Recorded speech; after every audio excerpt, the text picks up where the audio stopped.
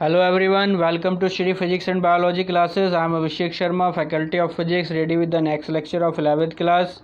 इसमें हम डिस्कस कर रहे हैं चैप्टर 2 और हम पढ़ रहे थे एप्लीकेशंस ऑफ डायमेंशन। आज हम इसकी थर्ड एप्लीकेशन करेंगे, डेरिवेशन ऑफ फार्मूले, यानी हम डायमेंशन का यूज़ करके किसी क्वांटिटी का फार्मूला कैसे बना सकते हैं। तो अगर हमें डायमेंशन से किसी क्वांटिटी का फार्मूला बनाना है तो वही प्रिंसिपल ऑफ होमोजेनिटी का यूज़ करना है। हम ये फार्मूला बना सकते हैं अगर हमें ये पता है the factors on which the quantity depends. अगर हमें ये फैक्टर्स दिए हैं कि जिन फैक्टर्स पर वो क्वांटिटी डिपेंड करती है, अगर वो हमें पता है तो हम उसका फार्मूला बना सकते हैं। ये आप एग्जांपल से ही अच्छे से समझ सकते हैं। तो हम एग्जांपल स्टार्ट करते हैं। Derive an expression for time period t of a simple pendulum which may depend upon mass of bob m, length of pendulum l and acceleration due to gravity g।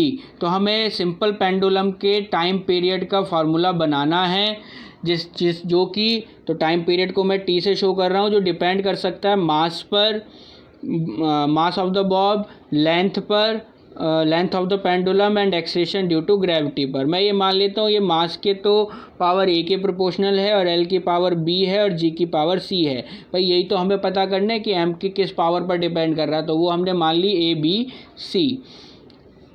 अगर मैं proportional को हटाऊं तो एक constant लेना पड़ेगा मुझे, तो मैंने ये कांस्टेंट ले लिया, एम पावर ए, एल पावर बी और जी पावर सी। के is a constant of proportionality. इसे मैंने इक्वेशन 1 डाल दिया।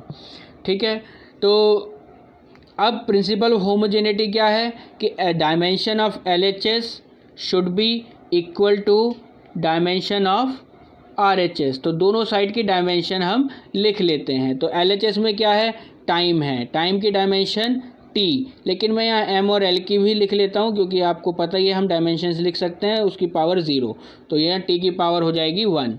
K कांस्टेंट है, उसकी कोई डायमेंशन नहीं होगी। M की power A, L power B और जी की डायमेंशन क्या है, आप इसे अलग अलग लिख दीजिए, कंफ्यूज नहीं होना है। तो जी है acceleration due to gravity, L T power -2 और इसकी पावर है सी। इसे सॉल्व करिए तो ये आएगा एम पावर ए, एल पावर बी और एल की पावर यहाँ से आएगी सी, तो ये हो जाएगा बी प्लस सी और टी की पावर हो जाएगी -2c। यहाँ है m पावर 0, l पावर 0 और t पावर 1। अगर आप कंपेयर करें तो m की पावर यहाँ 0 है, यहाँ m की पावर a है, तो a की वैल्यू आपको मिल गई, यहाँ से a की पावर हो गई 0। l की पावर 0 है, यहाँ l की पावर b प्लस c है, तो ये आ जाएगा b plus C is equal to 0। ये एक इक्वेशन आपको मिली। यहाँ t की पावर 1 है, यहाँ t की पावर -2c है, तो -2c इज इक्वल टू 1 या c इज इक्वल टू आ गया हमारे पास -1/2।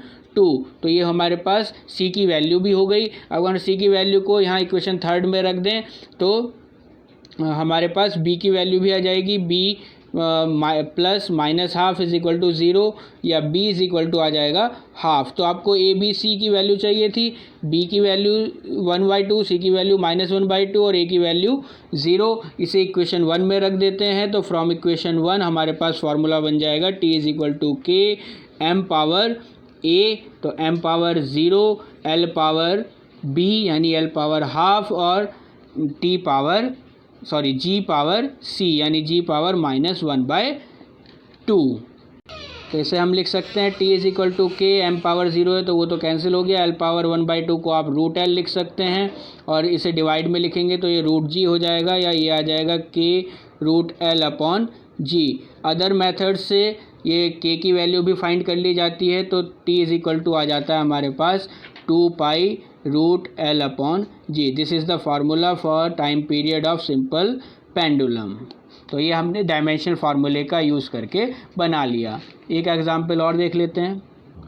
सो इसे देखते हैं। The frequency of vibration new of a string may depend upon length L of the string, tension T in the string and mass per unit length small m of the string. Using the method of dimension derive the formula for new. तो हम मान लेते हैं new किसके proportional है, L की power ए के proportional है और टेंशन टी की पावर बी के प्रोपोर्शनल है और मास पर यूनिट लेंथ की पावर सी के प्रोपोर्शनल है। अगर हम प्रोपोर्शनल को हटाएंगे तो हमें कांस्टेंट लेना होगा, हमने कांस्टेंट ले लिया स्मॉल के, तो ये फार्मूला बन गया अगर हमें ए बी सी की वैल्यू पता चल जाए तो फार्मूला ड्राइव हो गया। अब ए बी सी की वैल्यू फाइंड करने के लिए वही आपको प्रिंसिपल ऑफ होमोजेनिटी यूज़ करना पड़ेगा, यानी कि dimension of LHS should be equal to dimension of RHS। तो दोनों साइड की डायमेंशंस लिखते हैं।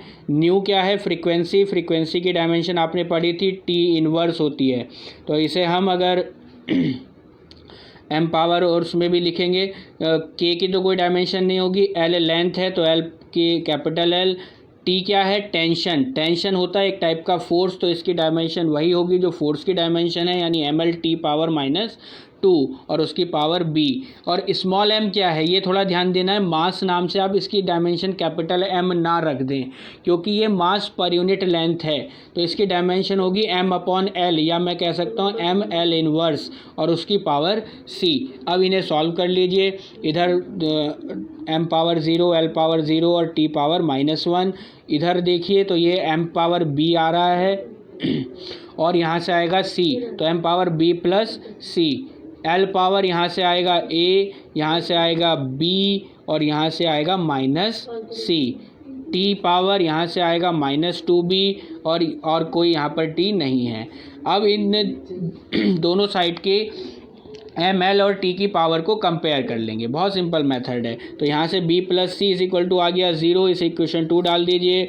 l की पावर कंपेयर करेंगे तो वो आ जाएगा a plus B minus C is equal to 0, और t की पावर को अगर आप कंपेयर करेंगे तो वो आएगा -2b इज इक्वल टू -1, या माइनस से माइनस कैंसिल हो जाएगा तो b इज इक्वल टू 1/2। तो b की वैल्यू भी मिल गई हमें।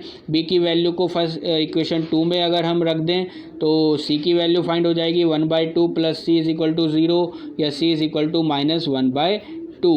अब इस c की वैल्यू को और b की वैल्यू को इक्वेशन 3 में रख दीजिए तो आपको a की वैल्यू फाइंड हो जाएगी। a प्लस b की जगह 1/2 और c की जगह -1/2 अगर आप रखेंगे तो वो प्लस हो जाएगा। तो 1/2 इज इक्वल टू 0, या a इज इक्वल टू आ गया 1/2 और 1/2 क्या हो जाएगा 1, और दूसरी साइड लेकर जाएंगे तो a की वैल्यू आ जाएगी -1। ये तीनों वैल्यू आपको मिल गई हैं। तो अब इक्वेशन 1 का यूज़ कर लीजिए। फ्रॉम इक्वेशन 1 आपने न्यू का फार्मूला बना लिया है। t is equal to k, l power a था तो l पावर -1, और था t पावर b तो t पावर 1/2, और थर्ड था स्मॉल m पावर c तो -1/2। तो इसे हम इस तरह से लिख सकते हैं k/L रूट में आएगा t की पावर स्क्वायर रूट हाफ, और m पावर ये डिवाइड में जाकर स्क्वायर रूट में हो जाएगा। तो ये न्यू का फार्मूला हो गया। इसी अदर मेथड्स से इस k की वैल्यू को भी फाइंड करा जा सकता है। तो ये हमारे पास फ्रीक्वेंसी ऑफ स्ट्रिंग का formula, frequency of vibration in string का फार्मूला आ जाता है। तो बहुत सिंपल मेथड है ये भी, अगर आप ध्यान से स्टेप बाय स्टेप फॉलो करते हैं। सो आई होप आपको डायमेंशन की ये थर्ड एप्लीकेशन भी बहुत आसानी से समझ में आ गई होगी। आपको कोई डाउट है तो आप कमेंट बॉक्स में मेरे से पूछ सकते हैं। आपको ये वीडियो अच्छी लगी तो इसे लाइक करें, अपने फ्रेंड्स के साथ शेयर करें, कमेंट बॉक्स में हमें बताएं आपको वीडियो कैसी लगी है। और अगर आपने हमारे चैनल को अब तक सब्सक्राइब नहीं किया है तो सब्सक्राइब करें और बेल आइकन को प्रेस करें, जिससे वीडियो आपके पास सबसे पहले पहुंचे। Thank you very much.